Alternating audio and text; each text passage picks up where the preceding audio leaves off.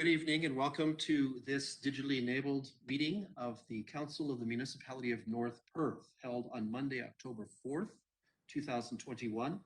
I'm Mayor Todd Kasenberg and I'll call this meeting to order. I ask the Deputy Clerk to note our starting time for the minutes as 7 p.m. We wish to acknowledge that we are on the traditional land of the Anishinaabe peoples. We wish to recognize the long history of Indigenous peoples in Canada and show our respect to them today. We recognize their stewardship of the land.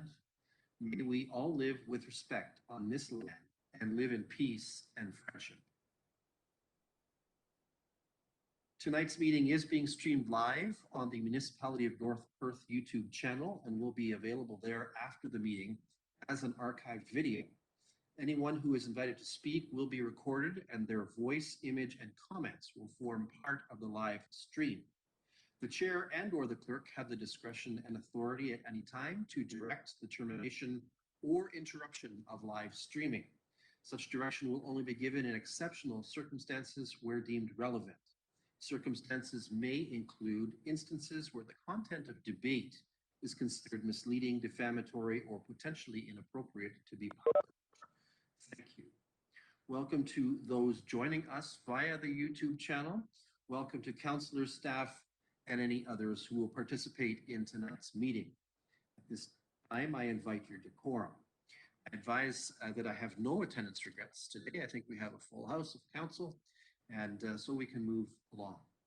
Before we get too far in our meeting, I want to share a message of encouragement with our community pertaining to COVID-19. Things are in flux. We continue to learn day by day about many things, including public policy and practice, regarding breaking the chain of transmission. We are coming into flu season, and the many more contacts all of us have generally accepted drive the risk of transmission of respiratory viruses other than COVID-19. This has the potential to greatly complicate the work of public health and their contact tracing efforts, and will lead to increased instances of isolation at home for those contracting non-coronavirus respiratory illnesses.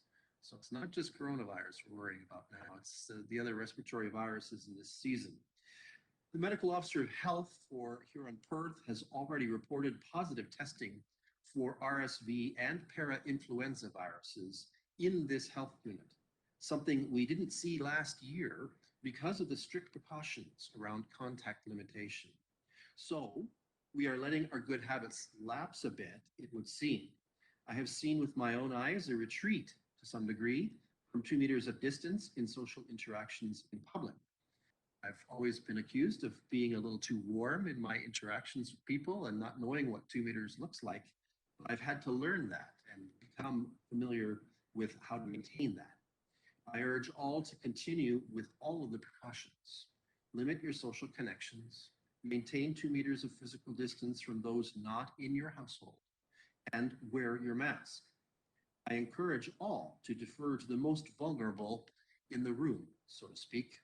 These precautions show that you are intent on the safety and well-being of all of us. The vaccine has been shown by real-world experience to be safe and dramatically effective at reducing risk of hospitalization and death. For those not yet vaccinated, I plead with you to learn more about the data from your healthcare professional and to get vaccinated. On a similar note, perhaps a more positive one, of community safety, I am pleased to note that this week is Fire Prevention Week.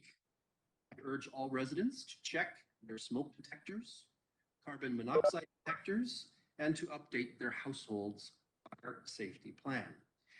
And by the way, salute members of your fire department, a jaunty wave perhaps, or a pirouette, but maintain that 2 meters of distance that I was talking about earlier.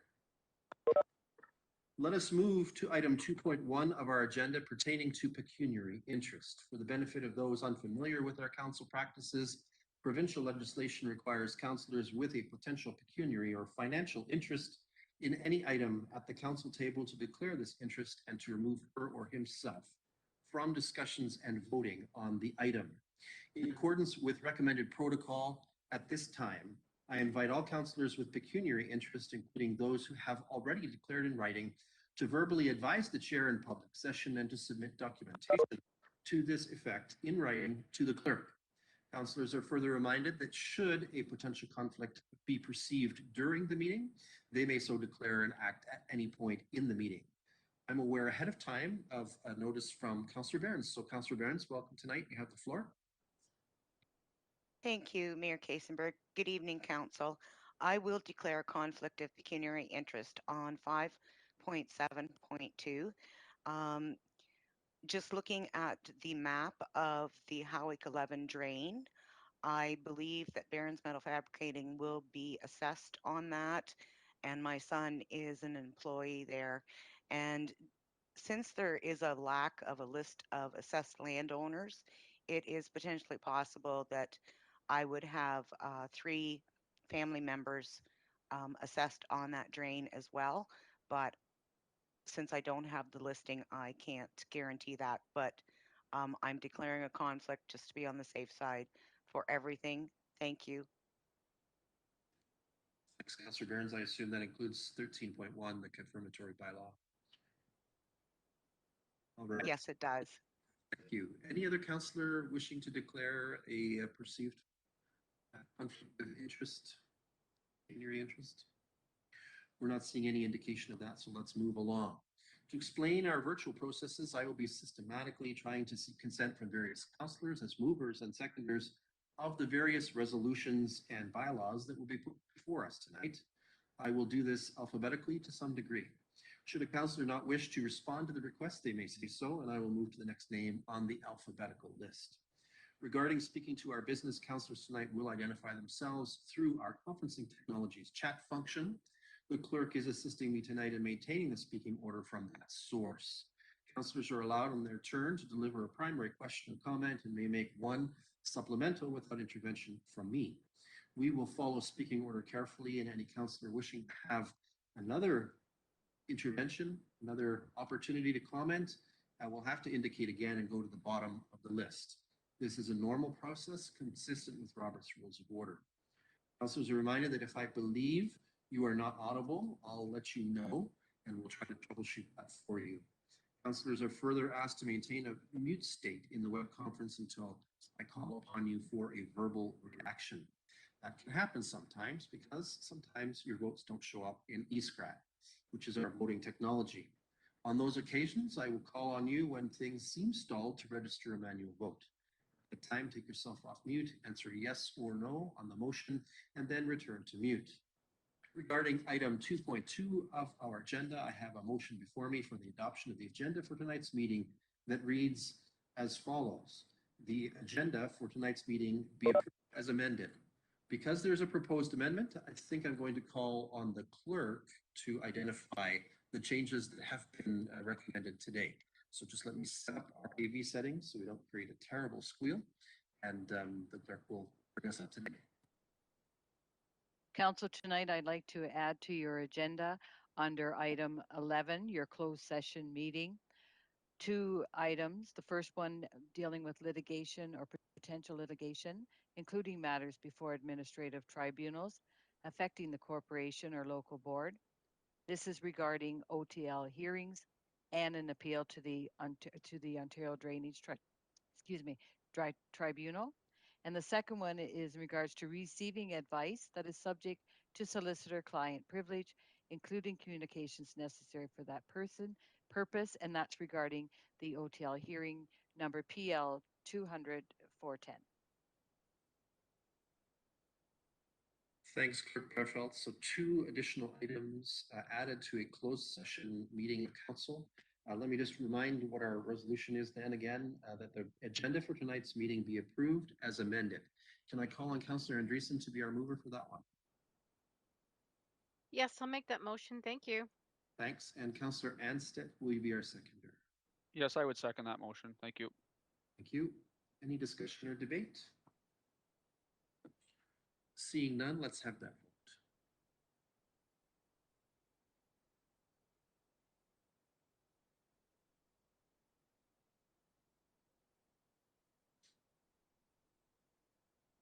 And that is carried. Thank you. Let's look now at item 3 on our agenda. the so-called consent agenda. These items are placed on our agenda because they're believed to be non-contentious, yet they require either council's recognition or action or a combination of both.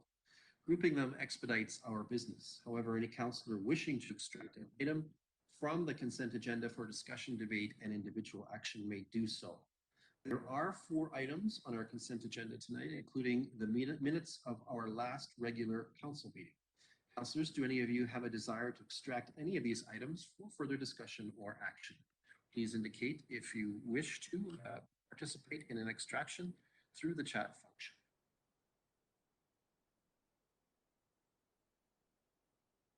We're not seeing anything at this time. All right. So I have a resolution for our consideration that reads as follows: that consent items 3.1 to 3.4 be received for information, and the minutes of the September 27th, 2021 regular council meeting be adopted. Councillor Behrens, can I call on you to be our mover for that? Yes, I will make that motion. Thank you. Councillor Duncan, will you be our seconder? Yes, I'll second that. Thank you. Any discussion or debate? Seeing none, let's have that vote.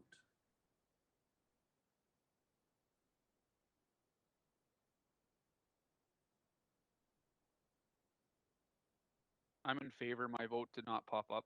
Thank you. Thanks, Councillor Anstett. So with Councillor Anstett's vote, that is unanimously carried. Thank you very much. Let's move forward then to agenda item number 4. Council will take note that we don't have any delegations or public meetings planned for this evening, and that allows us to move along to the reports section of our meeting, which is item number 5. These are the reports from key departments and staff. At this time, then, let's turn to item 5.1. These are reports from the CAO's department.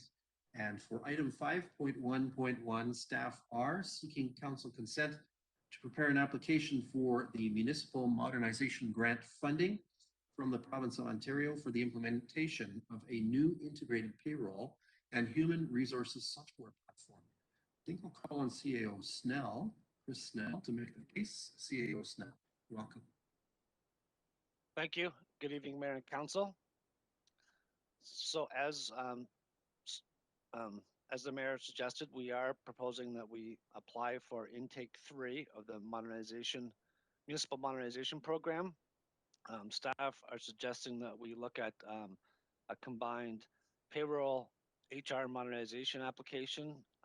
Right now, our 2 systems are not integrated, and we believe with going with that newer system, we would create efficiencies, both at the front end of staff implementing their time, as well as at the back end as we process payroll. And with an integrated HRIS system, it would remove a layer of duplication that staff are currently experiencing. The project does meet the criteria under our first modernization review, which was a KPMG study. Under this program, phase 3, the province is committed to sharing 65% of the anticipated project costs.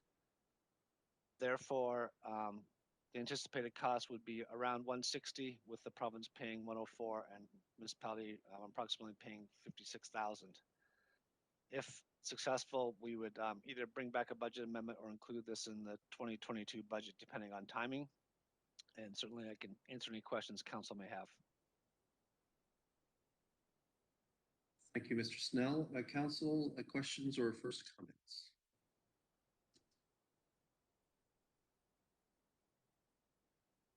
Clerk, are we seeing anything? No, we're not seeing anything at this point.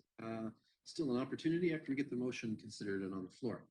So I have a resolution for consideration that the Council of the Municipality of North Perth support the municipality's application submission to the Municipal Modernization Program, Intake 3, for the purchase and implementation of a new payroll and human resources software solution. Can I call on Deputy Mayor Kellum to be our mover for that? Yes, I will make that motion. Thank you. Councillor Johnston, will you serve as our seconder? Yes, I would gladly second that. Thank you very much. Any discussion or debate?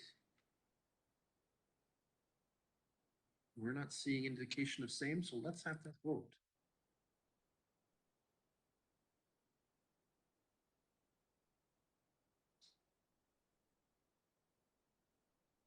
And that is unanimously carried. Thank you. Next up is reports from the Clerk's Department as item 5.2. For item 5.2.1, Council is invited to provide an exemption for part lot control on properties newly built on Queen Street in Atwood. I'm going to call on Sean Yilmaz, our North Perth planner with the County of Perth, to explain this proposed action and answer any questions for Council. Welcome, Mr. Yilmaz, as always. Hi, thank you, and good evening, Mayor Kasenberg, members of North Perth Council. The applicant is seeking approval to pass a bylaw to exempt the subject lands from the part lot control provisions with the intent of establishing 6 individual lots of record. Each lot will have 1 dwelling unit of a row house dwelling for a total of 6 units within 2 structures. The subject lands are described as Block 5 and Block 6 of Registered Plan number 44M-51 in the Alma Ward, also known, which is located on Queen Street, in Atwood. The subject lands are within the residential 5-11 zone of the North Perth zoning bylaw. This zone permits a variety of residential uses, including semi-detached and row house dwellings. It is important to note that a minor variance was granted for Block 6 to reduce the rear yard setback from 7.5 meters to 7.36 meters. As such, all units meet all the provisions and regulations of the North Perth zoning bylaw, and the appropriate easements are in place. The removal of part lot control to establish lot lines between units of row house dwellings is an accepted method of lot creation under the Planning Act. As such, it is staff's recommendation that North Perth Council approve the application for a part lot control exemption. Thank you. Thank you, Mr. Yilmaz. Council, any questions or first comments on this?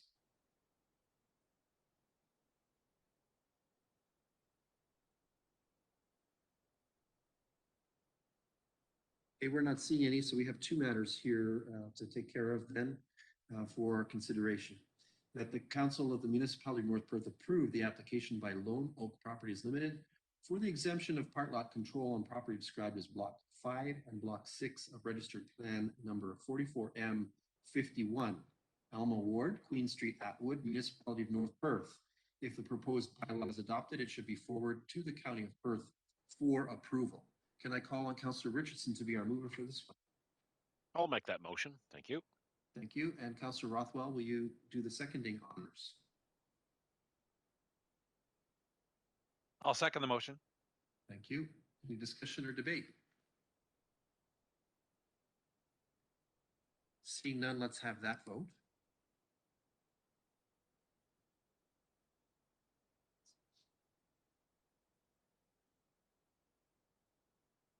And that is carried.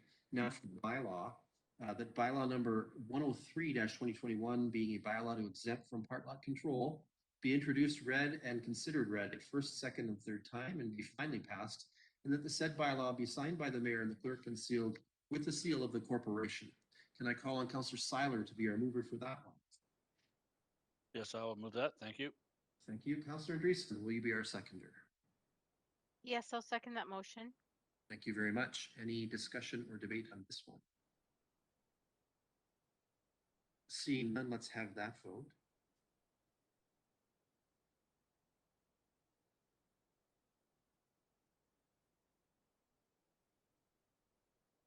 And that one is carried as well. Thank you. That moves us along to item 5.2.2. Council is invited to recommend to Perth County Council the granting of an extension of draft plan of subdivision approval for a large property frontage on Tremaine Avenue in Lisboal, commonly called the Lunar Subdivision. I'm going to call on Mr. Yilmaz again, our planner dedicated to North Perth files from the County of Perth, for his comments on this matter. Welcome again, Sean. Thank you again.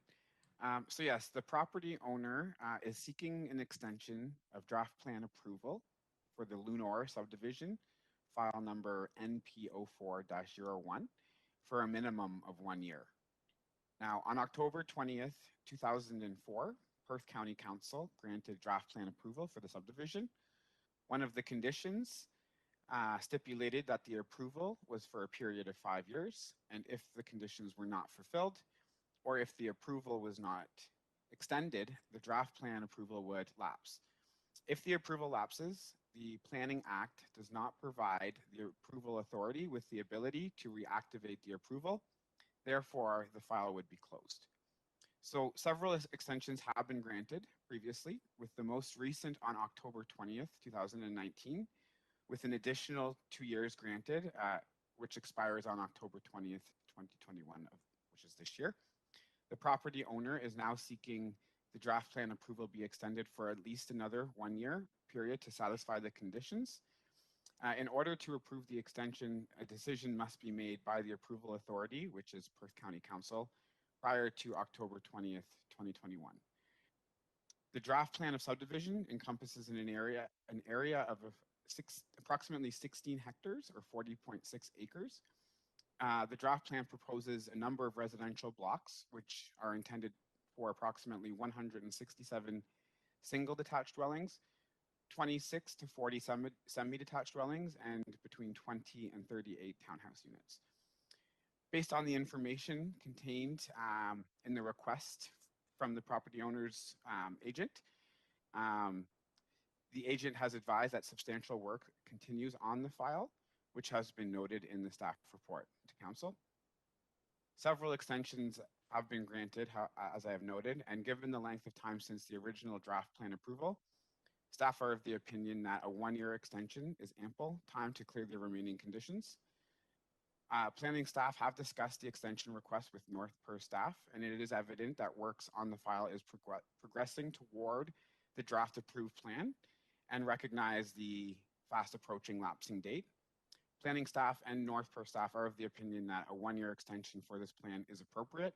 However, anything beyond 1 year should consider potential revisions to the plan, as a new county official plan may be in effect and which could have an impact on any future considerations of this plan. As such, it is staff's recommendation that North Perth Council recommend to Perth County Council to approve a 12-month extension of draft plan approval for the Lunar subdivision, expiring on October 20th of 2022. Thank you.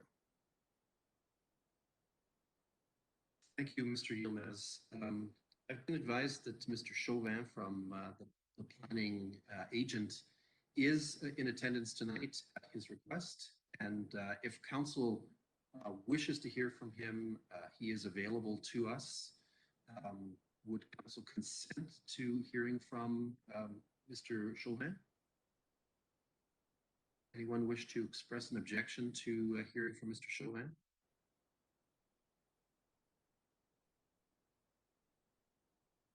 Clerk, are we seeing anything? Okay. It looks like council is okay with this. Mr. Chauvin, did you wish to make some remarks at this time? Thank you, Your Worship, members of council.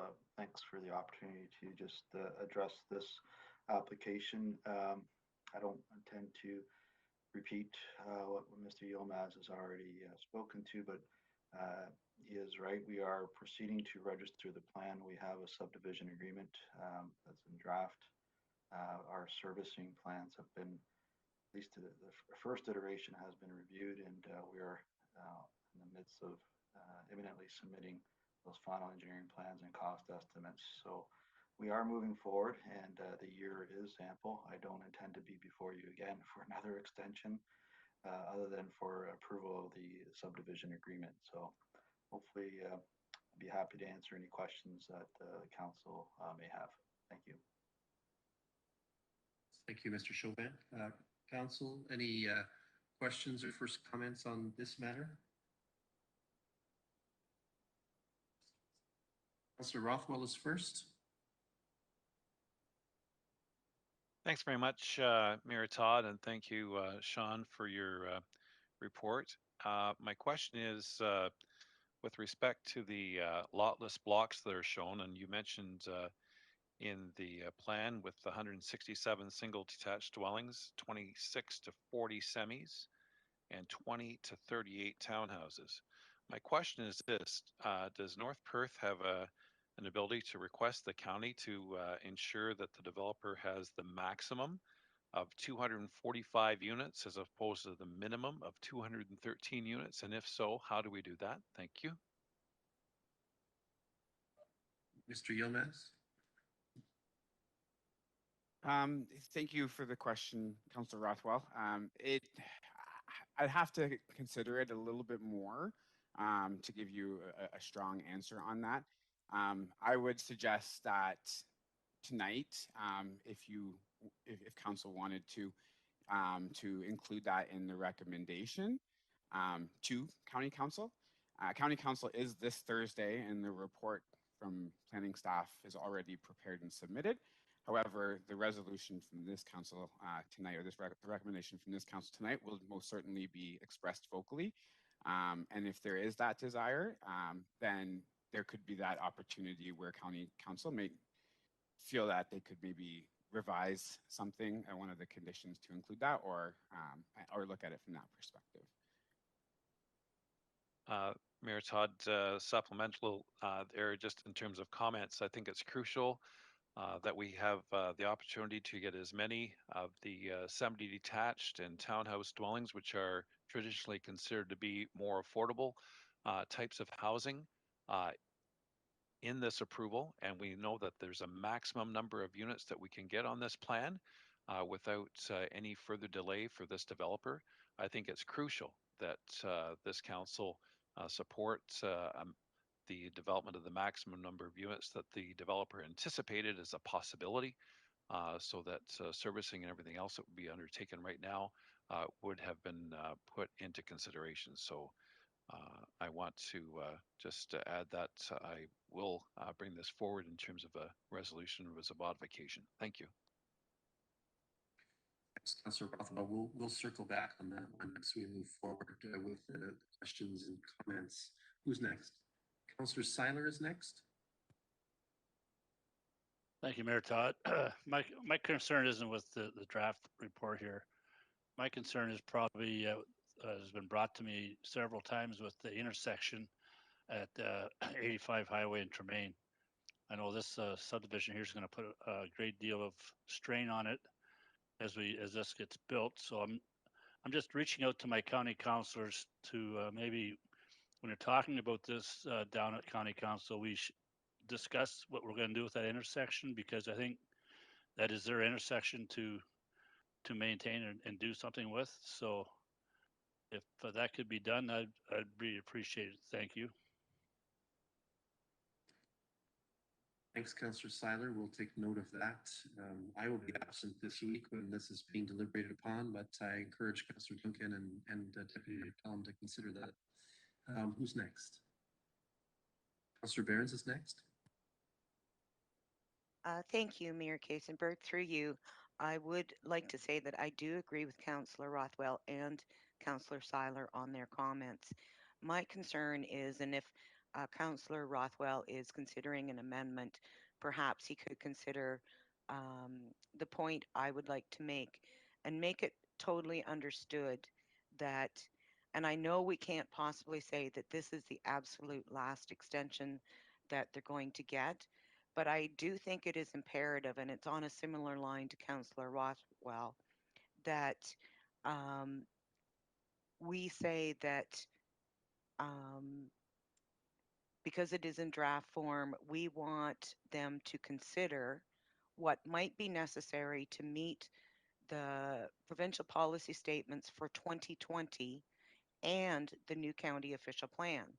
Because hopefully, any way it shakes down, if they come back within the next year, we will be under both pieces of legislation. And I do believe that should actually be in the motion so that the applicant totally understands it's not a suggestion as it is in the report. It is a requirement that it meets the 2020 PPS and the new county official plan. Those are my comments. Thank you. Thanks, Councillor Behrens. Do we have anyone else on the list? Certainly I want to entertain Councillor Rothwell's thinking about this in terms of possible amendment. I swear it was a year ago that we heard the story that they needed another year, and here we are, and we're still not seeing the completion of this. I have to admit, a year ago on record, I said that I would not tolerate another one. I would not vote again for another one, and so I do not intend to vote again for another one. I'm frustrated with the fact that this property has been sitting for a very, very long time, and there was certainly opportunity to do something about it. And this council has had to entertain over multiple mayors extensions, and I'm not there anymore. I'm sorry. I will vote against this. Councillor Rothwell, where do you want to go? Mayor Todd, I'd be prepared to have a modification to the resolution that's going to be before council to require that the draft plan approval extension is only on the basis that the draft plan approval is developed to the maximum number of units, being 245, I believe is the number. And further that any I don't want to put words in Councillor Barron's consideration, but that any development of this land should, in fact, be in compliance with the new provincial policy statement. And frankly, I'm not sure that we can go any further in terms of the county official plan because there's been no further public meetings on that county official plan. I don't know when those are going to be, but certainly the provincial policy statement is in force. So I'm more apt to just leave it at the that the draft plan extension only be permitted provided that the maximum 245 units be developed in this plan. Thank you. Thank you, Councillor Rothwell, and I will be, from a procedural perspective, sympathetic to your point. It will be difficult to require compliance or adherence to a new official plan, which is sight unseen. So I think there's a little bit of a challenge there that seems fair. But Mr. Burns, did you want to weigh in on that any further?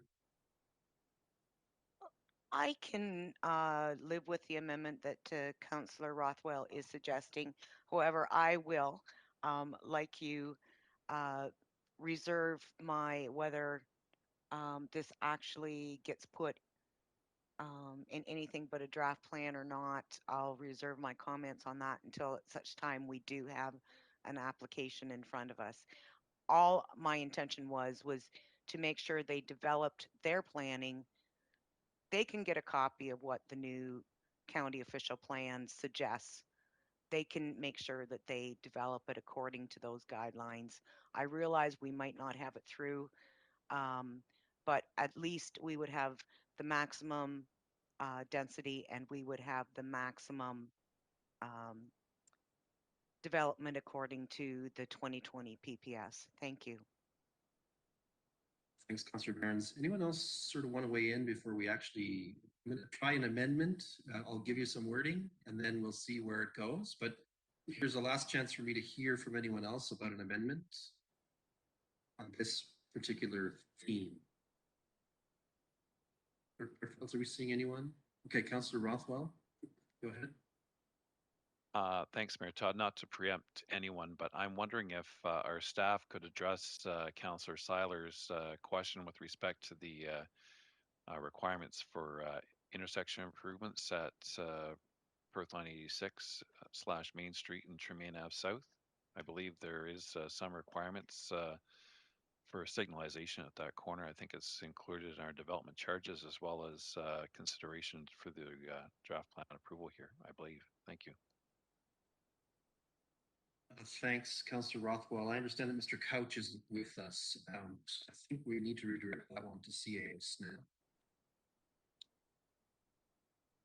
Certainly, Councillor Rothwell is correct that there have been some plans for intersection improvements through our development charges at that intersection. Because of the age of the subdivision, I'm not sure that it was required as part of this subdivision approval, but that's something we can follow up on. That won't have changed, of course, given the extension or not. And certainly, I, like Councillor Seiler, believe this is a county controlled intersection. I've had some conversation with county staff in the past that they're not sure it is, but my belief is it still is a county controlled intersection, but we can have those discussions further as we go. But and Pierre is saying there is a condition in the that's related to intersection improvements. So that will be part of the subdivision process as we move forward. Thank you very much. I was fairly confident there was. Thank you. Thank you. Okay. Okay, before we try out the amendment, any other councillor have inputs they want heard? So I sort of was trying to pay attention to what Councillor Rothwell and Councillor Behrens were saying, and I think the supplemental amendment that is proposed reads something like this: and that North Perth Council recommend to Perth County Council that draft plan approval relies on a mandate to develop the maximum number of units, and that development of this land be consistent with the provincial policy statement 2020. Let me just, I'm just looking for the nod from Clerk Barefeld. Does that sound to you like what you heard? Do we want to put the number in there? There was a number in the report. Councillor Rothwell, would you feel more confident if we put that number in there? I prefer the number, which I believe, and correct me if I'm wrong, is 245. The minimum was 213, and then plus 32 brings us to 245 by my math. Thank you. Thank you. So we'll put that number in there. The maximum number of units, 245. And the development of this land will be consistent with the provincial policy statement of 2020. Anyone see a way to improve that? Sort of following the bouncing ball there. Okay, so we have that amendment. I'm going to assume, Councillor Rothwell, that you're willing to serve as the mover for the amendment. I so move, yes. Thank you. Councillor Behrens, would you like to serve as a seconder for that one? Yes, I will. Thank you. All right, thank you. Any discussion or debate strictly on the amendment, which is that we're asking the Perth County Council mandate the developer in certain ways. Okay, we're not seeing any, so I'm hoping the deputy clerk is keeping up with us, and can we have a vote on that?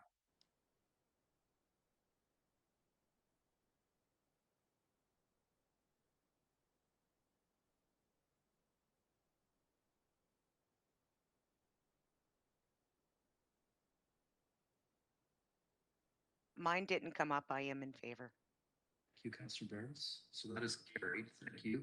So now we return to the whole of the resolution, Council, that reads as follows: that North Perth Council receives the request for extension for draft plan approval for the Lunar Subdivision file number NP04-01 report, and that North Perth Council recommend Perth County Council to approve a 12-month extension of draft plan approval for the Lunar Subdivision file number NP04-01, part of lots 41 and 42, concession 1, Alma Ward, 810 Tremaine Avenue, Lisboal, Municipality of North Perth, and that in doing so, the draft plan approval for this development will lapse on October 20th, 2022, and that North Perth Council recommend to Perth County Council that draft plan approval relies on a mandate to develop the maximum number of units, 245, and that development of this land will be consistent with the provincial policy statement 2020. And I call on Councillor Seiler to be our mover for that one. I shall move. Thank you. Thank you. And Councillor Anstedt, will you serve as our seconder for that one? Yes, I would second that motion. Thank you. Thank you. Any discussion or debate? Clerk Barefeld, are we seeing anything? Right. Then let's have that vote.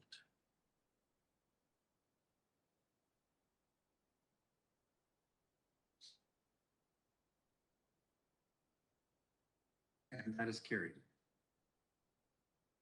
All right, let's move on to item 5.2.3. Mr. Chauvin, thank you. For item 5.2.3, staff has brought forward the draft of a guideline set pertaining to the conduct of meetings of council and boards. This draft intends to address questions about resuming live meetings, amongst other things. And all this, of course, as we consider exit from the provisions put in place to support our work during the pandemic. I'm going to ask North Perth Clerk Pat Bearfelds to provide us with an overview of the draft document guidelines. Welcome, Ms. Bearfelds, and let me just change my AV settings here.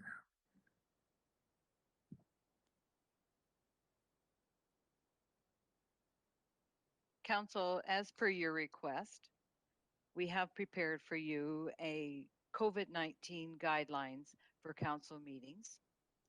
In the policy, we've covered the screening as municipal council staff and the public would enter the council chambers, as well as we've outlined how the physical distancing would happen in the beginnings of the return to council.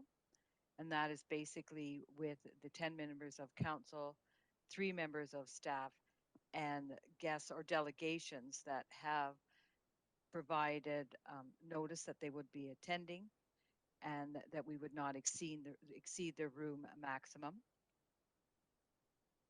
We've also stated in here the engineer controls as to what the maximums are for not only the council chambers, but other areas within the lower level of the building. Also indicating how council staff and the public would enter through the main doors, exiting through the committee room doors, as well as basically bearing off areas that we feel that would not be required at this time for external guests or staff or the council to be entering into, as well as some additional administrative controls, as well based on the fact that council did approve the immunization declaration at last week's council meeting. That's included as well. So what we've done for council is basically set out sort of the protocols as to what would happen when council returns to in-person council meetings. I have not attached any type of date or any timeline to this policy. Just as you requested, we've set it out for council consideration as to what we feel the guidelines could be based on health unit requirements and matching protocols that are already established within the municipal building. I'd be happy to answer any questions at this time. Thanks, Clerk Bearfelds. Councillors, questions or comments on this draft? And let's start with Councillor Andreessen.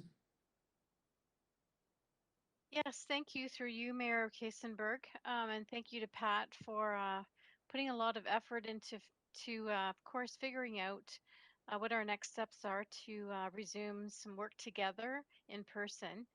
I just have a couple of clarification questions.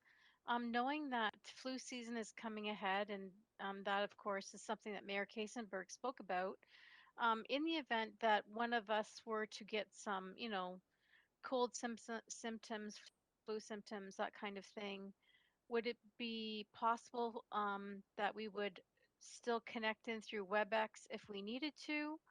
Or would we just miss a meeting? I'm just seeking some clarification. I believe it was a hybrid model that we're looking at, but I just want clarification on that if you don't mind. Thank you. The clerk has suggested that perhaps I just provide the response. At this point, I think that the guideline set contemplates the possibility of hybrid meetings. And so obviously, if you fail the COVID screening because you present with a symptom, whether that's a passive screening or an active screening, and I have a question about that, you should not attend at the council chambers at all. And so we need to continue to provide the possibility of a hybrid connection. Clerk Bearfelds, who's next? Leanne, do you have a further question, or is that? I believe that's the helpful. That's what I was looking for. I'll let the others ask questions, and I may come back to another one. Thank you. Okay, thanks. Councillor Francis next. Thank you, Mayor Kasenberg. Through you, my comment is actually pretty similar to Councillor Andreessen's in that you did mention that we were moving into flu season, but also inclement weather. And I'm just wondering, and I didn't see it, and I do apologize if it's there, if this is optional. Me personally, I would prefer that it would be optional. I'm, even though double vaxxed and, you know, um, I do have a large enough circle, but I'm just not 100% comfortable right now in coming into the chambers. So I'm just really asking if it's possible to be exempt, I guess, or have the option of not coming in but connecting as we have done for the last, I don't know, year and a half. I realize that it's complicated because sometimes my Wi-Fi simply doesn't work. But if you know that, you may simply have a cold or bronchitis or whatever, but you can't truthfully get through the screening questions, in all honesty, I just think we have to be able to have that option of remaining and doing the virtual council session. Thank you. So I'm going to let Clerk Perfeltz answer this one. Go ahead. Pat, I do have some comments to make Yep. about this one. So thank you, Councillor Ernst, for stimulating that. Clerk Perfeltz first. Yeah, and as staff, we've certainly made the very similar conversation as you've brought forward, Councillor Behrens. And that is the basis of the hybrid, by providing the opportunity that council would be able to join in virtually or in the council chambers. The way we'd set it up in this particular policy at this time would allow the 10 councillors to come together, as well as a few staff and anyone that would register as a delegate to come into the chambers, keeping track of the numbers, the screening, and all the above. But I think the opportunity for the hybrid would allow a councillor member to remain at home, whether it be inclement weather or as poor health, as Councillor Andreessen had stated. What will be required is the fact that we can make these hybrid councillors. The first thing that council meetings, one of the first things that council will have to do is amend your procedural bylaw. And this was an opportunity that councils could consider. The virtual, even before COVID, North Perth Council at that time chose not to go that avenue. So one of the first things we would be required to do as well would be to amend your procedural bylaw to allow that.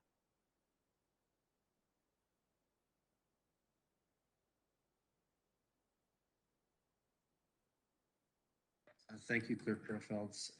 I do have more comments to make about the hybrid scenario, Councillor Behrens. I had an interesting interaction with CEO Jeff Brick from West Perth today that I want to offer some of his observations, because they've been doing hybrid and have actually opted to move back to Zoom.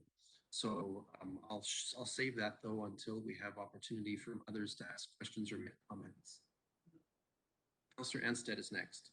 Thanks, Mayor Kasenberg, through you, and thanks very much, Pat, for the report. Very in-depth and very thorough.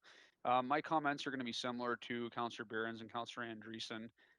The one thing I wanted to touch on first was just about the screening. I believe it was on the second page of your report. And it talks about all persons entering the facility must complete the passive screening and all that sort of thing, which is great. I didn't see it, and I apologize if it's there and I missed it, but are members of the public that are coming in, are they going to be required to provide their proof of vaccination, or is that not something that we're going to be doing for this?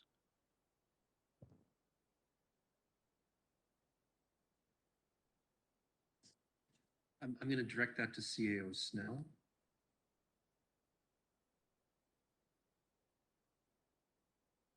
Thank you. It's not a requirement under the legislation at this time. So if that's something council wanted to add, I think they could. But it would be going above and beyond the current regulations as I've read them. But it's something we could consider if that's something council wanted to do. Having said that, we would have to allow for the opportunity for them to join by another method, which would be hybrid. And I think I can let the mayor make the comments about hybrid meetings because I was going to share some of the same experiences other municipalities have been seeing. But I guess as far as timing goes, I mean that's why I don't think we want to be in a too big a hurry to go back to in-person meetings. And I would suggest that we would, as long as the province is in step 3, we would stay virtual. But that's certainly also a decision that council can make. Thanks, CEO Snell. Maybe I should try to share some of the comments that I received today. And CEO Snell, if you have comments from other sources, that would be helpful. It turns out that West Perth, our neighbor, our friendly neighbor, had 2 council meetings in a hybrid format on August 16th and September 7th. And they had a mix of attendance. They had 7 who were present in their community center facility, which is where they decided to have this for the sake of physical distancing compliance. And they had 4 who connected remotely. They did not invite any public members in, and all delegations were also done by Zoom by them during the period of their 2-meeting experiment. They found that the technology, first of all, was a lot to manage. We may have some advantages there, given that we've invested significantly in the early part of 2019 in technology in our council chambers, so we may not have the same challenges, but certainly there are a lot of moving parts to the technology, and there are risks that any one of them failing could cause issues for the conduct of the meeting. They also found that they had to staff more fully every meeting. They really warranted having 2 staff members involved in trying to execute, one obviously physically in the council meeting space, and the other supporting those who were connecting through web technologies. And one of the interesting concerns that emerged, which I think we should pay some attention to, is a concern about equitability. They found that given how they set things up, they had essentially 4 councillors on the screen who had close-ups because they were using their computer cameras. And then they had other cameras in the room which didn't give sort of fair video treatment to all the members of council.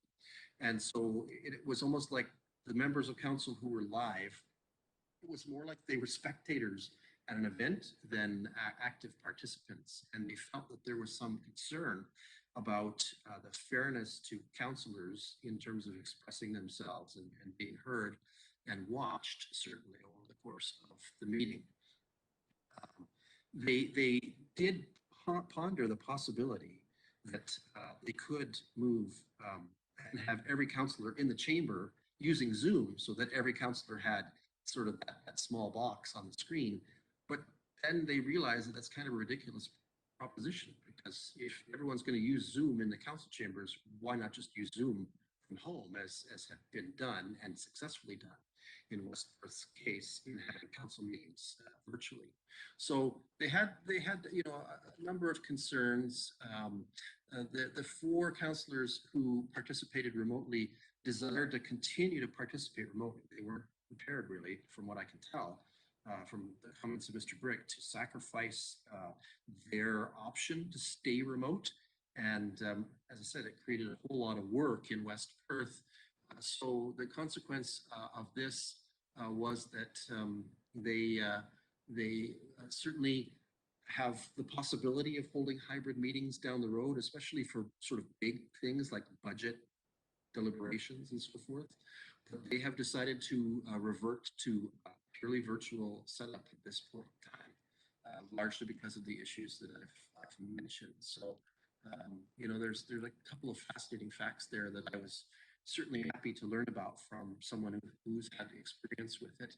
The other piece of the puzzle that was kind of interesting is they were concerned about bandwidth in their council facility, and having all those computers connected to the local Wi-Fi, they were concerned that there could be drag, and that this could create some problems in terms of the quality of the emanation of their broadcast, or their council cast, if you will.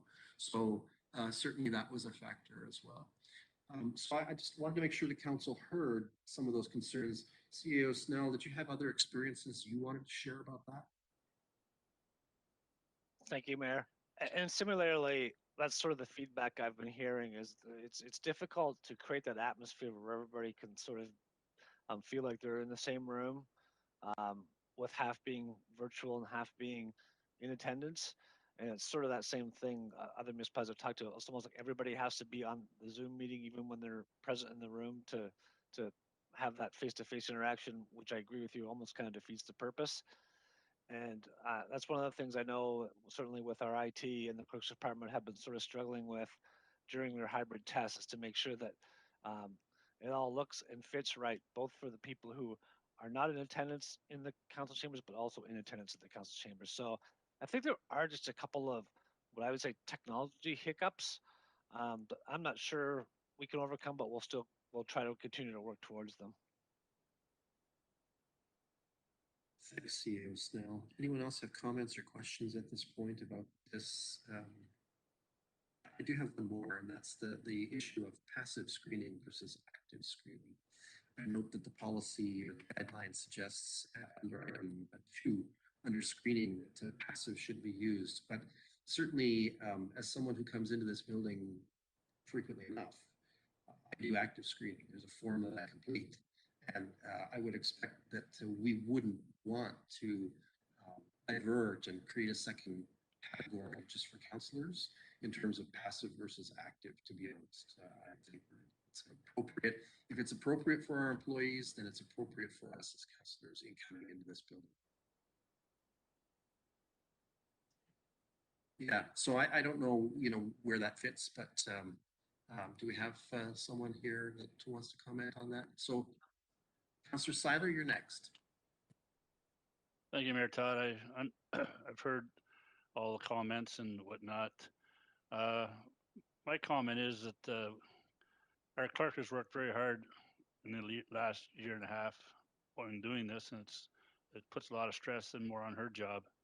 So I'm just putting that out there that, and I don't know where everybody stands with it, but if we can kind of help her and leave it open, if we can, if people do want to stay home, that's fine. But if it helps out that some of us can be down here and whatnot, easy way the better.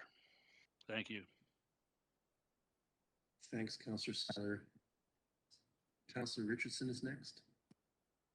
Thank you. And through you, Mayor Kasenberg, I have to agree with Councillor Seiler that I think that at some point in time, there has to be some policies in place to have a gradual return to council chambers, of which all of us, even in our regular life, need to get back to some sense of normalcy at some point in time.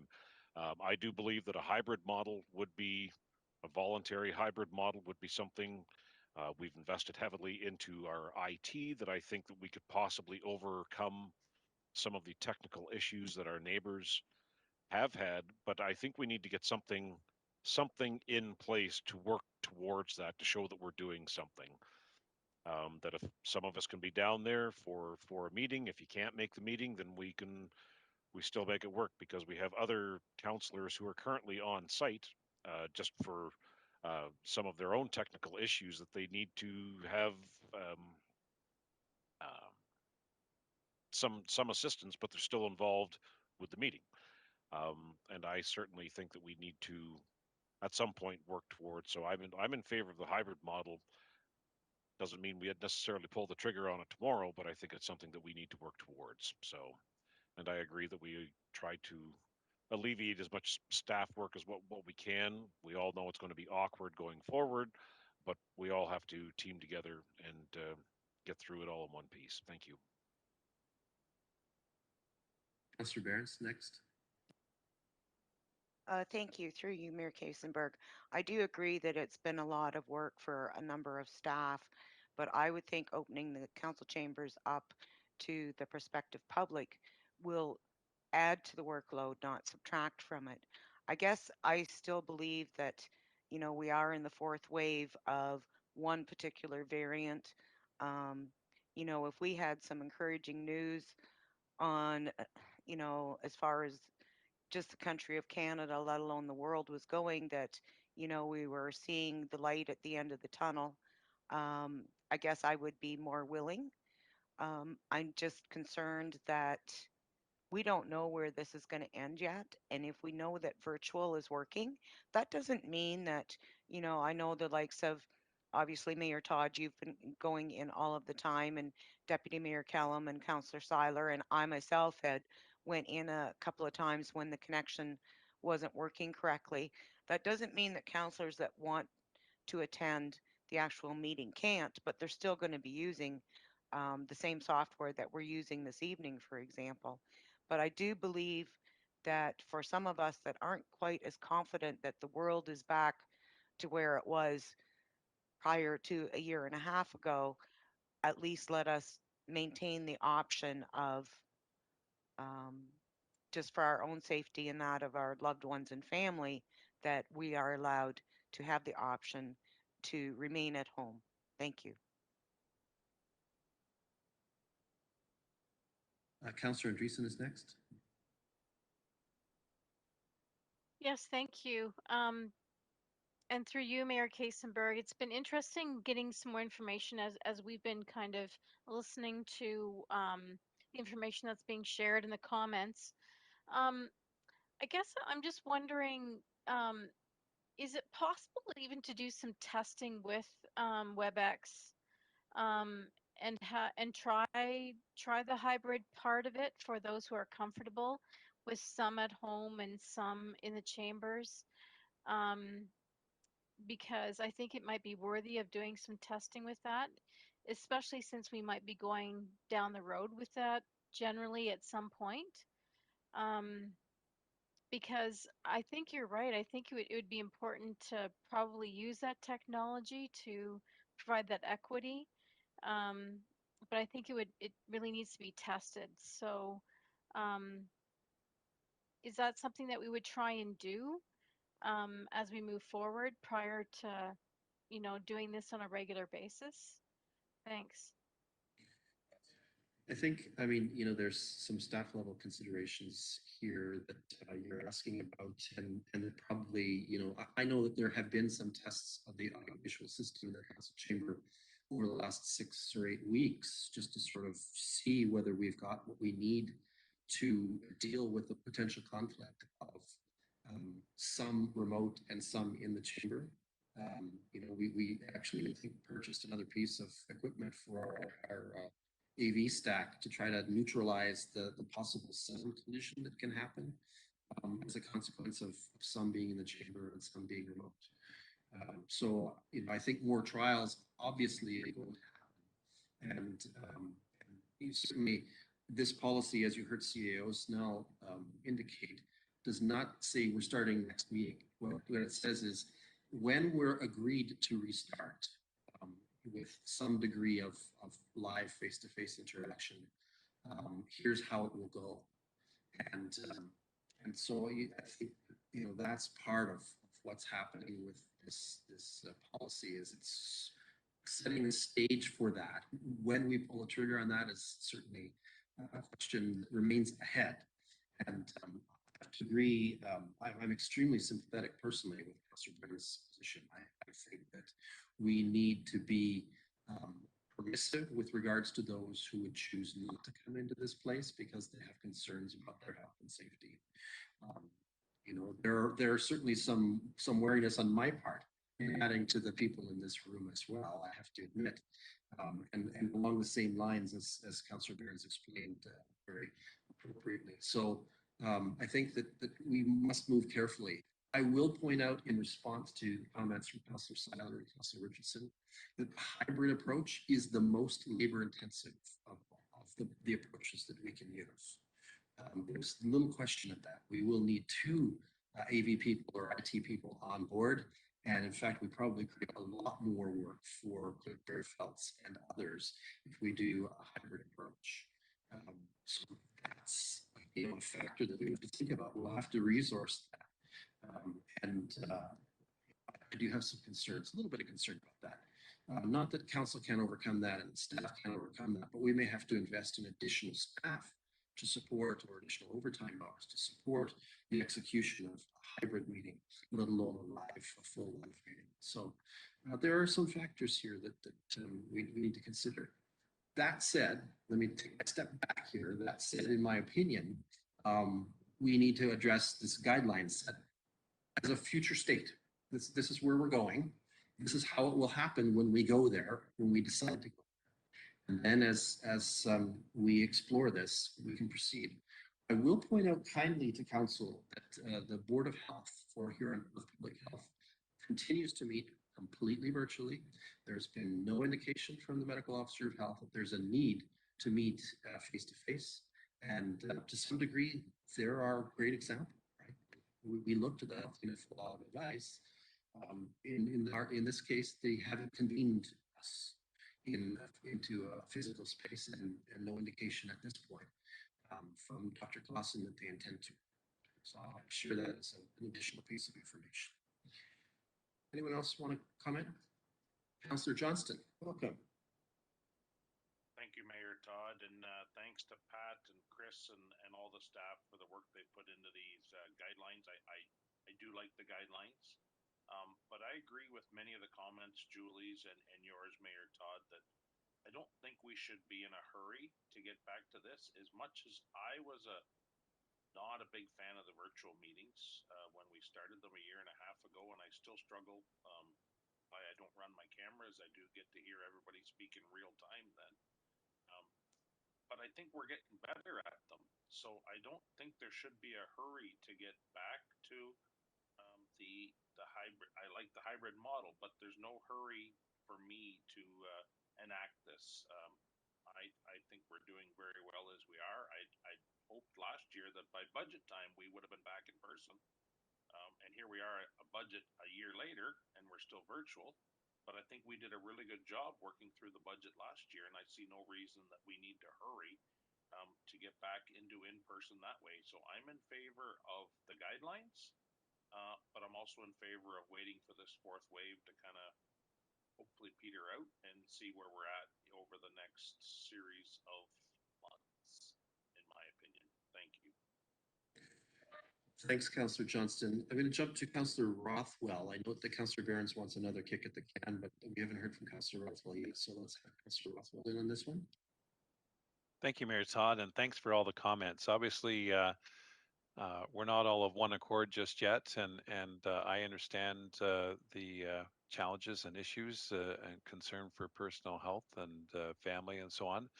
So I've said before, I'll say again, I am very thankful that this council agreed to do the significant investments that we did in terms of our IT and audio prior to the pandemic.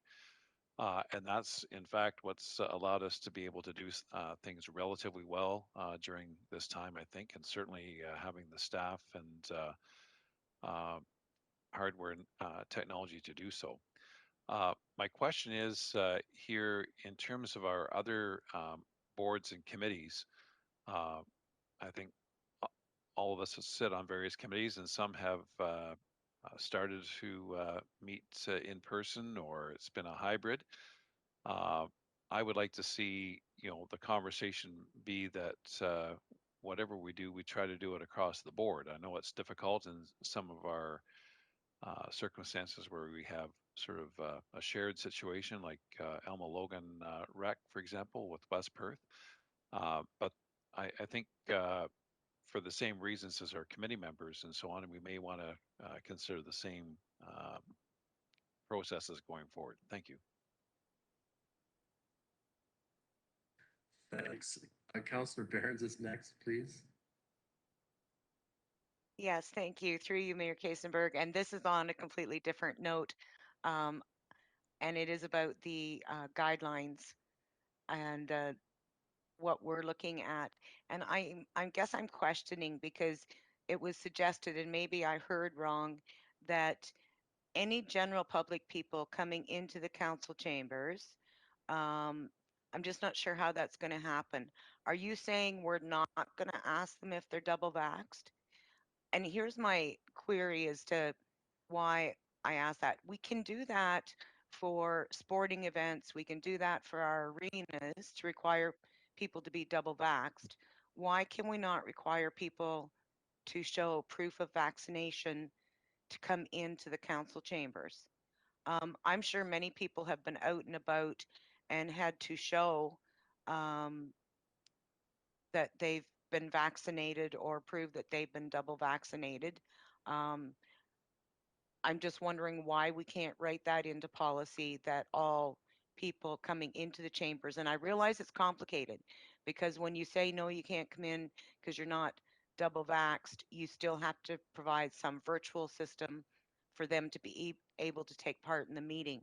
So I think that's probably, maybe in talking it out amongst myself, I've answered my own question, but I just believe that it is important that we maintain the same standards we do at other municipal buildings where we do require proof of vaccination. Thanks. Thanks, Councillor Aaron's good point. CAO Snell, response, please. So in my first response, I believe the way I read the regulation, that the regulation doesn't cover the requirement to be double vaxxed. But having said that, the council could pass their own policy requiring double vaccination. I know some municipalities have gone above and beyond. So if that is the wish of council, they could do so. I do agree with you, though, we would need another method for unvaccinated citizens to participate in council meetings, i.e. through some virtual or hybrid system. Having said that, I haven't, because haven't been at that point, I haven't sought out an interpretation from either the medical officer of health or the province on that rule. But just my reading of the regulation is it would not be necessarily covered. Similar, like libraries, for example, don't require the vaccination passport by the provincial regulation. Now I know some municipalities are requiring that and have made that a rule to enter their library system. So certainly council can go above and beyond the regulation if they so choose. Thanks, CAO Snell. I think Councillor Richardson next. Yes, and thank you again. I also think it's very important to keep in mind, I agree with Councillor Behrens' comments about the, and I agree in principle with the guide that we have forward to do that. I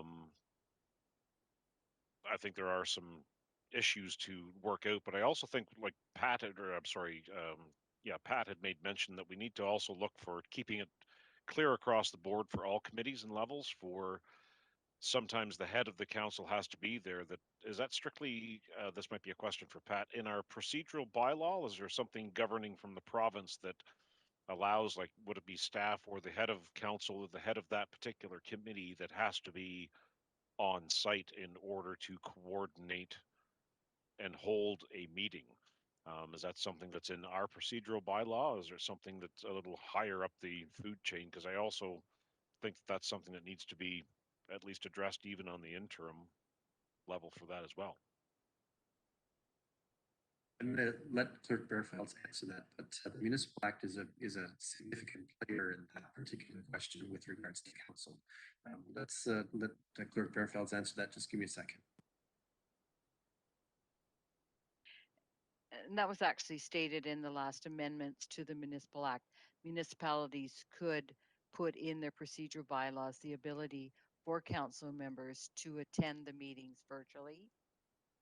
And it also could count the councils of the day then would also set out their stipulations as to who had to be at the meeting. So that would be a council's decision to change in the procedural bylaw.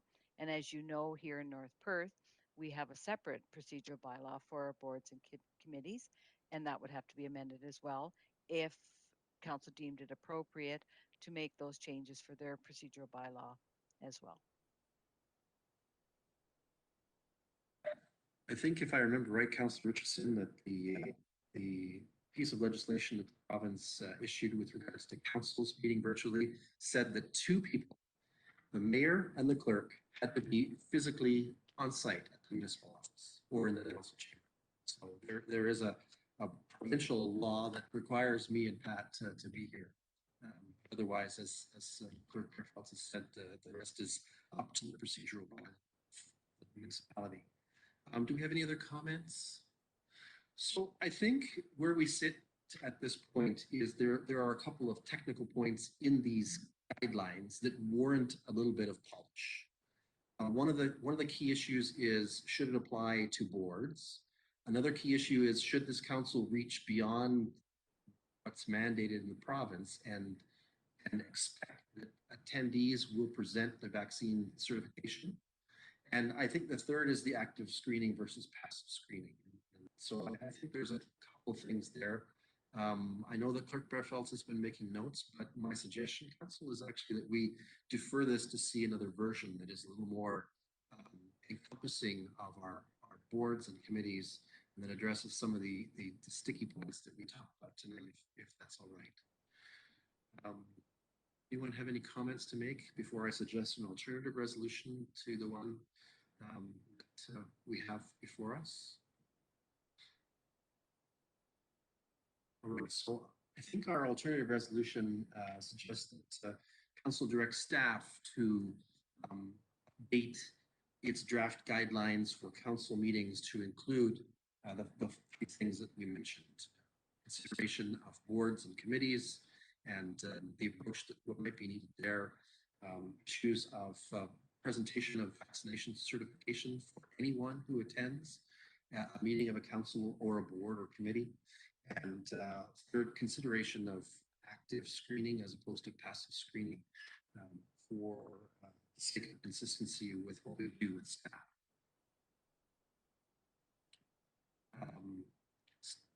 Can I call on, let's find a mover and seconder for that. Councillor Duncan, would you serve as a mover for that?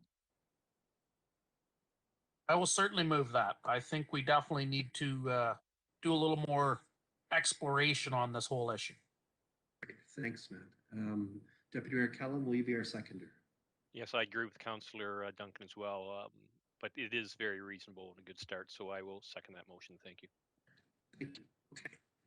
Council, any further discussion or debate or any other key points that you want to make sure as part of the review of these guidelines?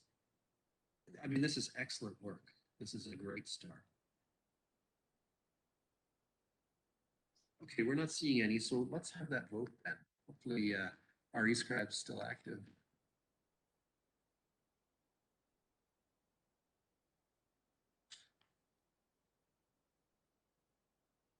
And that is carried. Thank you.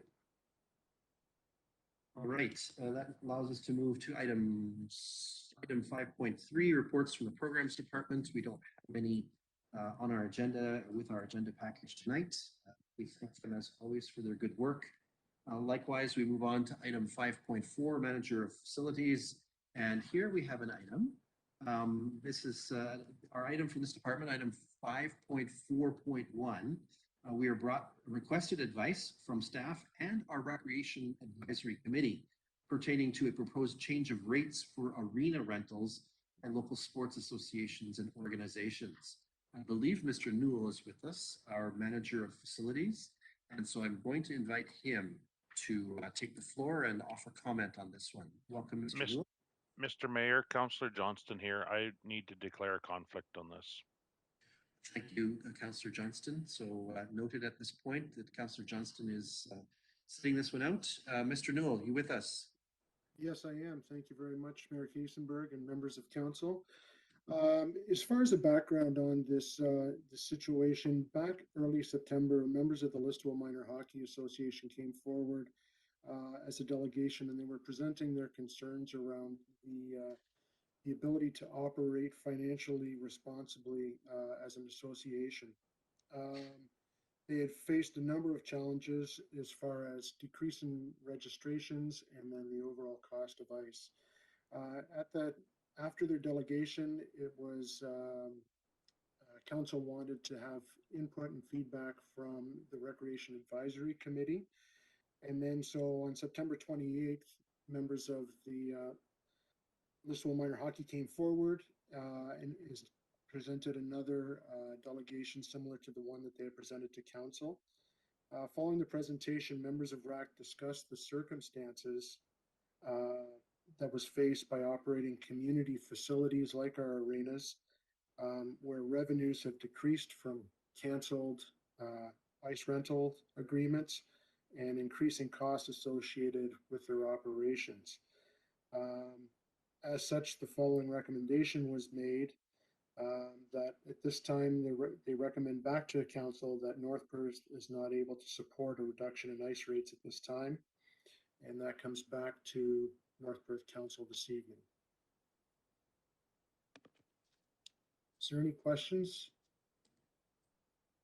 Thank you, Mr. Newell, for your report, and we thank the Recreation Advisory Committee for convening and considering this matter for us.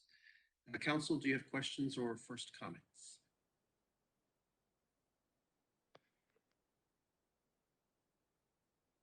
We're not seeing any, so I have a resolution here for our consideration. Councillor Andreessen. Thanks, Councillor Andreessen. Yes, thank you through you, Mayor Kasenberg. I appreciate this report, I really do.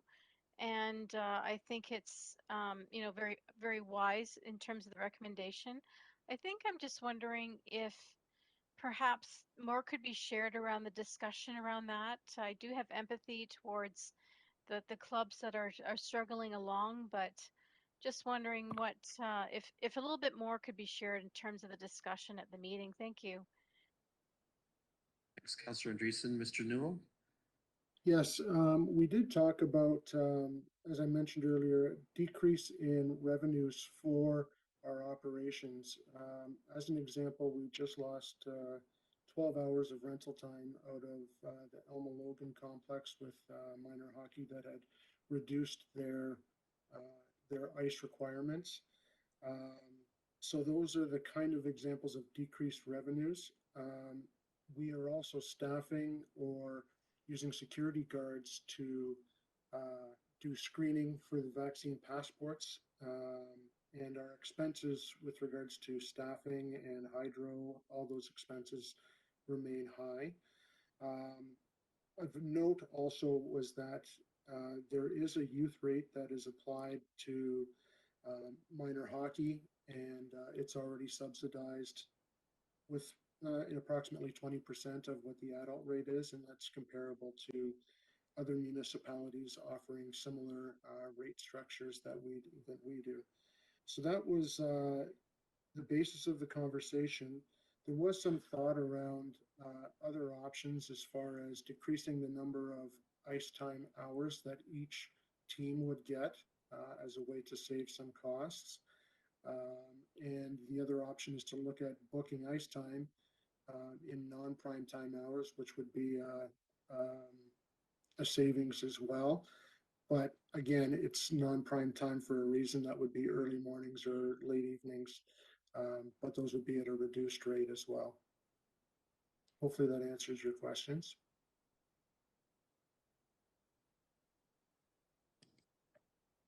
Thank you, Mr. Newell and Councillor Andreessen. Anything further there? I guess my only thought was that if, I mean, it could be cyclical in the fact that if the hockey associations are struggling to get memberships and they aren't able to pay for these ice times, that's going to reduce our revenue again. Do you know what I mean? Like I'm struggling with the fact that they may not be able to purchase as many ice times, which in the end is going to also, you know, provide less revenue for us. So this is definitely not a win-win. I'm just struggling with, you know, what can be done. But no, I do appreciate all the work that's gone into this and the discussion and the consideration for it. Thank you. Councillor Anstead is next. Thanks, Mark Kasenberg, through you. Thanks, Jeff, for the report. And I actually don't have a question about this. I think this is pretty straightforward. My question is there was a second delegation from Lisboal Minor Hockey at the RAC committee meeting last week. And I'm just curious if there's going to be a report at a later date on that delegation to council. Thank you. Yes, through you, Mayor Kasenberg, there was a second delegation with regards to a fundraising opportunity by having Lisboal Minor Hockey run a booth, a food booth, and further discussions are being had with staff right now regarding that potential of an option for Lisboal Minor Hockey in order to implement a booth to raise money for their program, but no decision has been made, and I would gladly bring a report forward once final discussions have been had with staff.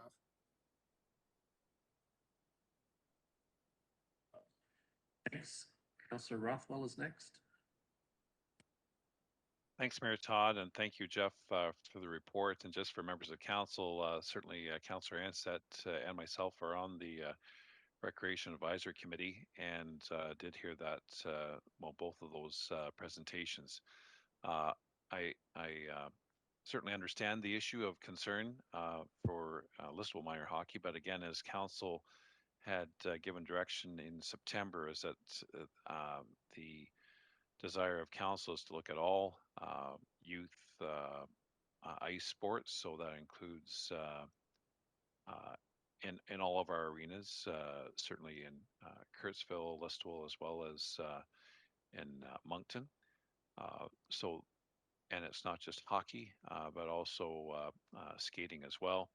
So those are issues for us to really look at, and I do credit staff with pointing out where we are in terms of our revenues and expenses, and it's extremely difficult times that we're in, and I think you don't want to be Captain Obvious, but you need to be sometimes, is that our increased costs are have to be met in some way, and it's either the users are paying their proportional share, or it's the tax base that's going to basically subsidize that. And council has been clear in previous budgets of trying to have a user pay system in place. But I do credit, in this case, Lisboal Minor Hockey. They are looking at new ways or different ways of trying to raise funds to be able to offset the increased costs. And as we were told at Recreation Advisory Committee, hockey is one of the most expensive minor sports, or sports which are youth and children and adults are involved in. And somehow they have to be able to try to address those costs. And they decided to ask council because the majority of their costs, of course, are ice time. So as Mr. Newell correctly pointed out, we already do have a youth rate, which is below our operation costs. So we already do try to encourage and support youth recreation in that respect. And to do that further in the time of increased costs, as Mr. Newell mentioned, in terms of security costs and cleaning and so on, it becomes a real drain on our budget. So I'm not in support of seeing any further reduction, but whatever we can do in terms of the second request, as Councillor Ansett mentioned, to try to come up with an agreement so the food booth could be run by minor hockey or other volunteers. I think that's crucial to be able to give them some income to hopefully reduce their ice costs. Thanks very much. Thanks, Councillor Rothwell. Anyone else? Okay, so I have a resolution that has been prepared that reflects recommendation from RAC that reads as follows. The Council of the Municipality of North Perth follow the recommendation of the Recreation Advisory Committee and not support the request for reduction of ice rates to minor sports groups. Can I call on Councillor Rothwell to be our mover for that? Also move yes. Thank you. And Councillor Richardson, will you serve as our seconder for that one? Yes, I will second that. Thank you. Any discussion or debate?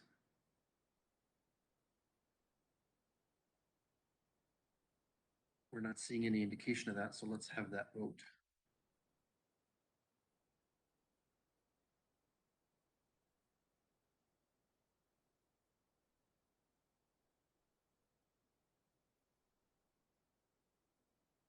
There we go.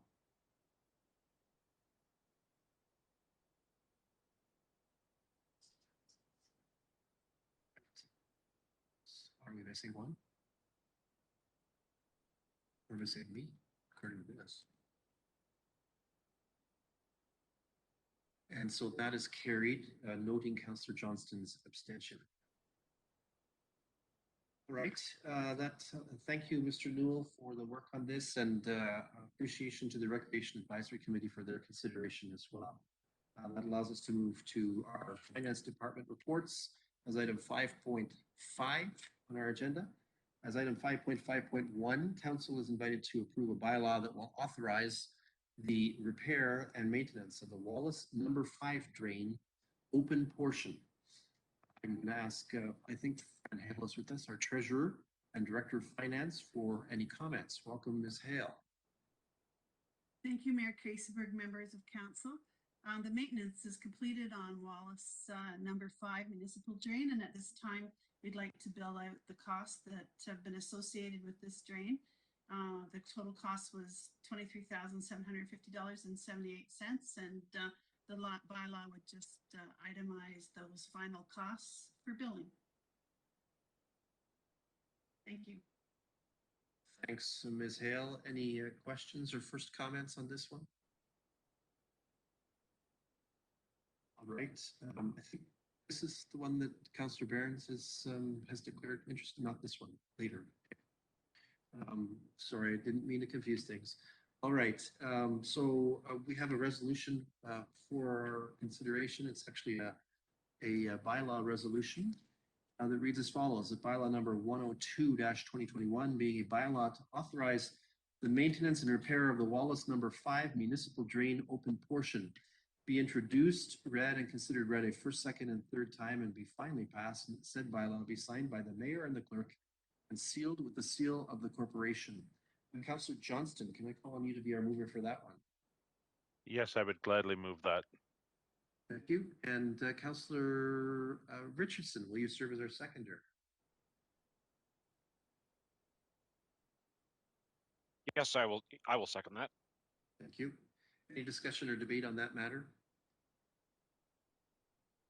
Let's have that vote.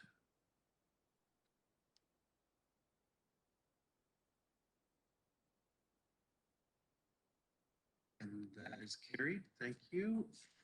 We have no reports tonight from our Environmental Services Department as item 5.6. That means we move to item 5.7, reports from our Manager of Operations. We have a whole bunch of drains here, it looks like. So item 5.7.1 invites council to proceed with the request for improvements to the Broughton Municipal Drain. Is Mr. Richardson with us? So Mr. Richardson, our Drainage Superintendent, if you'd like to make a few comments, you're welcome to. Thank you, Mayor Todd and Council. Yeah, the Broughton Drain was constructed in 1953 under a report from James A. Howes. He was Ontario Land Surveyor. The drain serves parts of lots 24 to 28, concession 10, 11, and 12. The Broughton Drain outlets into the Gilkinson Drain. The municipality has completed repairs on this drain annually for the last 3 years. Drains from this era have capacity issues, and with constant repairs arising, the drain has reached its full potential and service life. The existing drain was constructed using 6, 10, 12, and 14-inch pipes. The request for the Broughton Municipal Drain as per Section 78 of the Drainage Act was received on September 22nd, 2021, and is for upgrading and replacing the existing municipal drain. Adding catch basins were required, and the municipality will be they'll be involved with this one at Road 154. Thank you. Thank you, Mr. Richardson. Any questions or first comments on this one from anyone? All right, we have a resolution then for our consideration that the Council of the Municipality of North Perth, in accordance with Section 78 of the Drainage Act, proceed with the request for improvement of the Broughton Municipal Drain. Councillor Seiler, will you serve as our mover for this one? Yes, I will. Thank you. And Councillor Andreessen, will you be our seconder? Yes, I would. Thank you. Any discussion or debate on this one? Let's have that vote.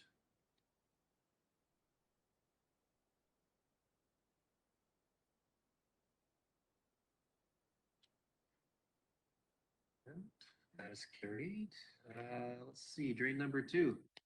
Item 5.7.2 invites council to proceed with the request for improvements to the Howick number 11 municipal drain. Mr. Richardson again. Tell us the story. Okay. Yeah, thank you, Mayor. This as for council to consider the section 78 for the section 78 and a section 4 petition under the Drainage Act for the Howick 11 municipal drain. It's in the Wallace ward. The drain serves part lots of 46 to 51 concession 5. The drain outlets in the township of Howick into the Bolton drain. The Howick number 11 was constructed in 1928 under a report prepared by Fred A. Edgar and was adopted under Bylaw 543. The drain is a tile system consisting of 10, 12, and 14-inch tiles. In 92, the drain was extended upstream of Road 175.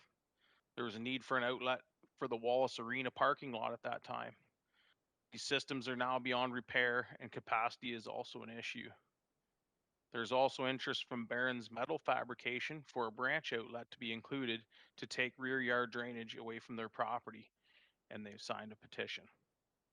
The request for the improvement outlet for Howick 11 drain as per section 78 and 4 were received June 30th, 2021 and September 28th, 2021, and is for upgrading the existing drain and extending to provide outlet for Barron's Metal Fabrication. Adding catch basins were required. The municipality will have a road crossing at 175 that will probably be upgraded by the proposed works. Thank you. Thank you, Mr. Richardson. This is the one that Councillor Barons is obviously staying out of. So questions or first comments?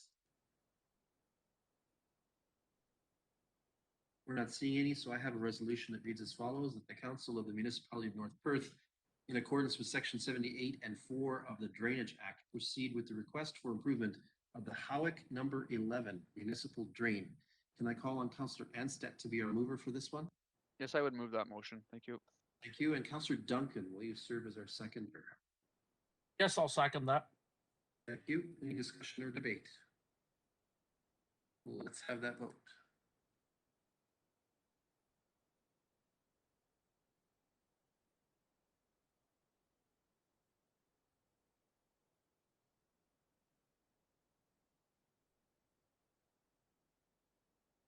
And that is carried. Thank you. Next then is 5.7.3. This invites council to appoint GM plan to investigate possible improvements to the Maybury municipal drain. Mr. Richardson, you're on again. Third verse. Yes, sir. Hat trick. There's no comment for this one. You just proceed with the recommendation. Thank you. That was remarkably easy. All right, I have a resolution then for consideration. It reads as follows: that the Council of the Municipality of North Perth, in accordance with section 78 of the Drainage Act, appoints GM Blue Plan Engineering to investigate the possible improvements to the Maybury municipal drain. Councillor Barons, can I call on you to be the mover for that one? Yes, I will. Thank you. And Deputy Mayor Kellum, will you serve as the seconder? I will second that motion. Thank you. Any discussion or debate? Let's have that vote.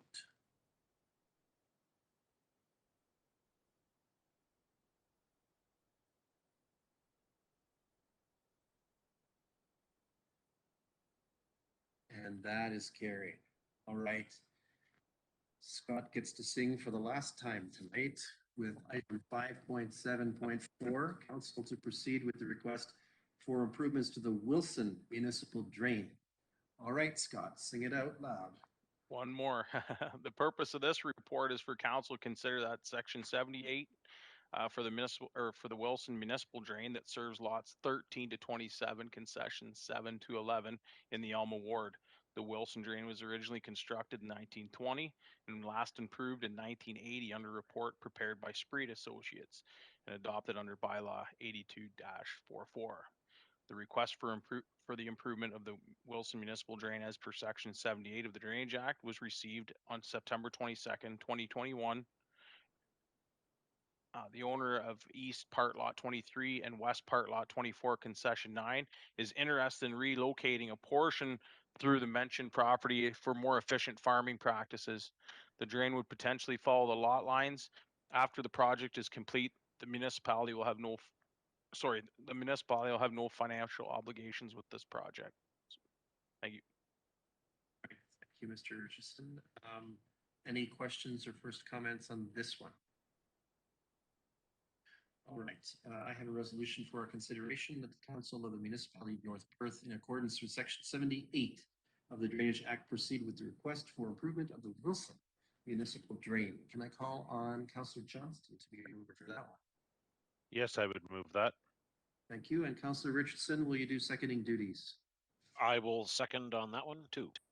Thank you. Any discussion or debate? Let's have that vote.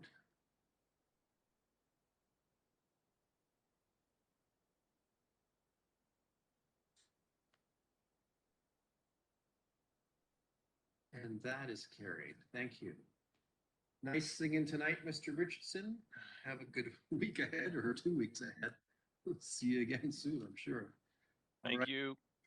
And tonight, we don't have a formal report from the fire department, but it should be noted that North Perth's next fire chief, Jenny Pape, is with us. And so the opportunity for her to introduce herself briefly, I think, is appropriate. Jenny, welcome to our meeting. Just say hello and whatever suits your fancy. Good evening. Thank you, Your Worship. I'm very excited to be back. It feels like coming home. Many of you will remember my time in North Perth. Left North Perth in 2013 to take a role with the Office of the Fire Marshal and Emergency Management, and very excited to be back. Thrilled to be working with Chief Ed again, even if for a short time, and looking forward to working with all of you in the future.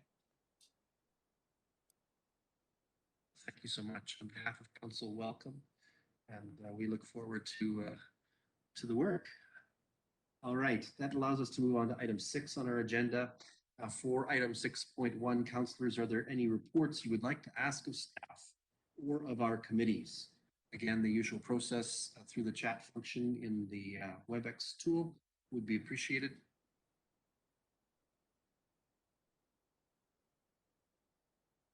We're not seeing any at this point.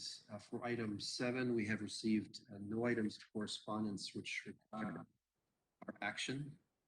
And that brings us to item 8 on our agenda, which allows council to consider bylaws. At this point, I think we've done a lot of the bylaw work right in the line items of our agenda, so we don't have any other considerations this evening. That brings us to item 9 on our agenda. Are there any councillors wishing leave to give notice of motion this evening?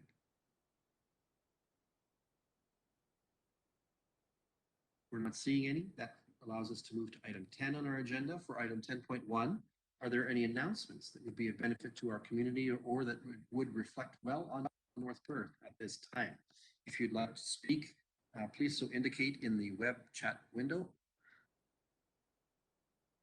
Councillor Johnston's first. Thank you, Mayor Todd. I just want to say that it is in Ontario this week. It is Ontario Agriculture Week. It's a week where we promote everything that is produced and grown in Ontario, and takes time to thank our farmers and those that work long hours to produce the food that we do eat. So just want to bring that to our attention.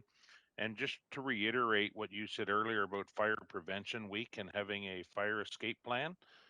For those listening out there that think their kids are not listening when you do go over it, I can tell from experience that it is very crucial to have a fire escape plan. And I had a 13-year-old that I thought there was no way he ever listened to what to do.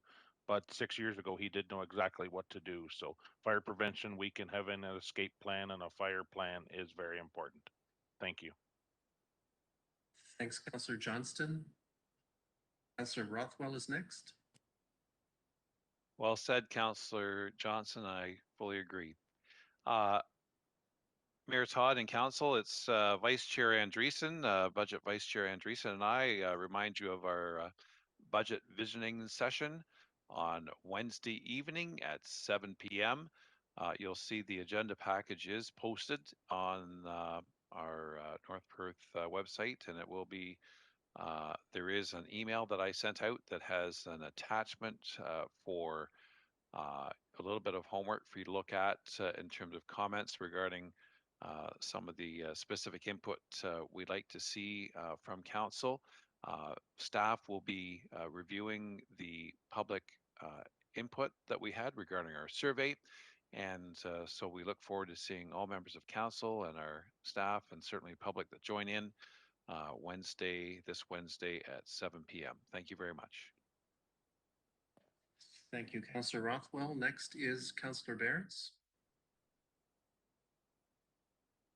Thank you, Mayor Todd, and through you, because it came up earlier tonight, and I just happened to see on social media, it could be a little while ago on the North Perth website, they mentioned that for all of yous out there who may be technically challenged like me, you can go and get this, I'm going to hold it up to the camera, sweet little card printed out by your public library.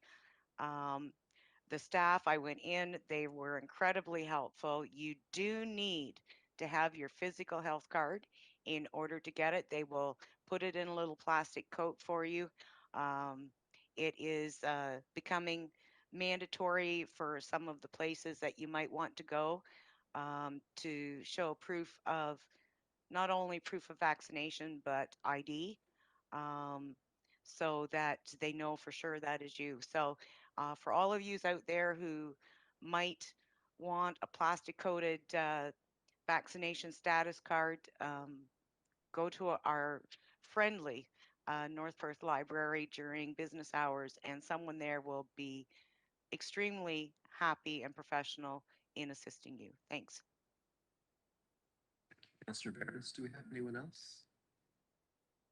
I have a little bit of personal news, family news, I suppose. My wife and I and Sam will have the opportunity on the weekend to attend the wedding of our son Dan to his fiancée Kate. That wedding is taking place in Montreal, and so we're taking a nice long weekend and going to enjoy the festivities that are offered, including potentially a Thanksgiving turkey from what I hear. Thank you for allowing me to share that with you. That brings us to agenda item number 11. We have two matters for consideration in a closed session meeting of council tonight. I am going to read the resolution to that effect here. Just give me a second to get my papers straight.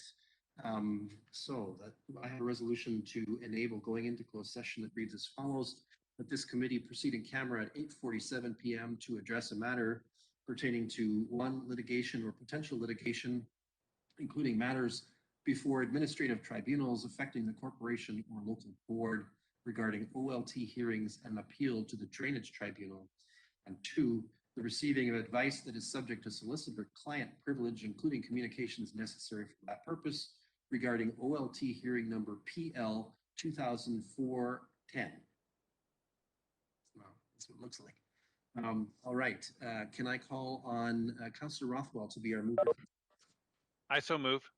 Thank you. And Councillor Seiler, will you be our seconder? Yes, I will. Thank you. Thank you very much. Any discussion or debate? Seeing none, let's have that vote.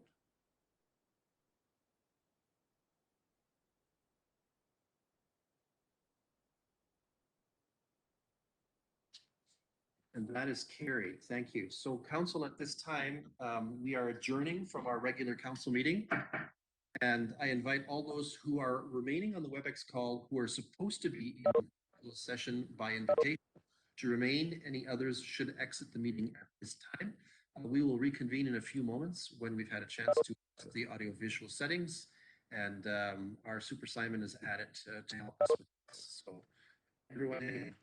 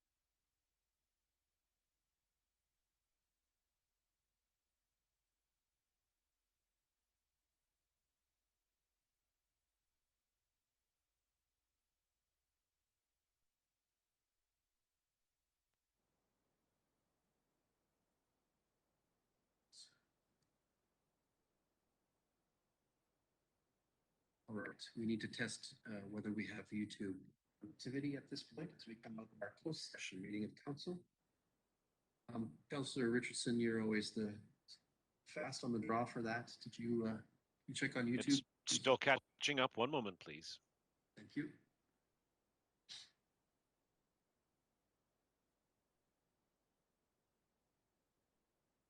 Good to go. Okay, glad to hear that. So, council, for item 12 on our agenda, we have no report to offer at this time to the public. As a mandated good practice, the council acts near the end of its meeting agenda to confirm all of its actions and business of its meeting through what is called the confirmatory bylaw. I have a draft for our confirmatory bylaw for tonight, number 104-2021, which reads as follows: that bylaw number 104-2021 being a bylaw to confirm generally previous actions of the council of the municipality of North Perth be introduced, read, and considered read a first, second, and third time and be finally passed, and that the said bylaw be signed by the mayor and the clerk and sealed with the seal of the corporation. Can I call on Deputy Mayor Kellum to be our mover for this one? Yes, I'll make that motion. Thank you. Thank you. And Councillor Richardson, will you serve as our seconder?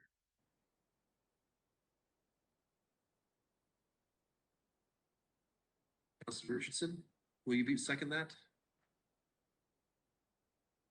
Yes, I will second that. Thank you. That go through? Yeah, we heard you that time. Right. Any discussion or debate on this one? Seeing none, are there any opposed? And so that is carried. Thank you. And let us move then to adjournment. We've completed the deliberations and taken action on the business that did come before us tonight. I have a motion to adjourn, which reads as follows. That the council meeting adjourns at 9:37 p.m. to meet again for general council business on Monday, October 18th, 2021 at 7 p.m. Can I call on Councillor Johnston to be our mover for this one? Yes, I would move that. Thank you. And Councillor Rothwell, will you be our seconder? Yes, sir. I will second the motion. Thank you very much. That's not debatable. So are there any who are opposed? Seeing none, that is carried. And I just have one comment. okay, oh, sure, go ahead. Yep. Council, in regards to email I sent in regards to the boundary review, I did hear back today from the consultants. Tomorrow I will be receiving a 10 spots if I can. It seems to be that most of you would like to meet virtually, and he's going to request that you fill in a time slot. Hopefully between the 10 of you and the 10 available spots, it works out. If it doesn't, then we'll search for more. We're trying to move forward with this as quickly as possible. So I will be sending that email later tomorrow or tomorrow evening, hoping that council can respond as soon as possible. Thanks. Thank you, Clerk Barfeld. So I will declare this meeting adjourned, and we will say that we are meeting a reminder on Wednesday for our budget visioning special meeting of council. And that starts at 7 o'clock, and we will hold our next regular meeting using the same technologies on Monday, October 18th, 2021. I wish everyone a good Thanksgiving. Mine is going to be interesting. Have a good night. Thanks all.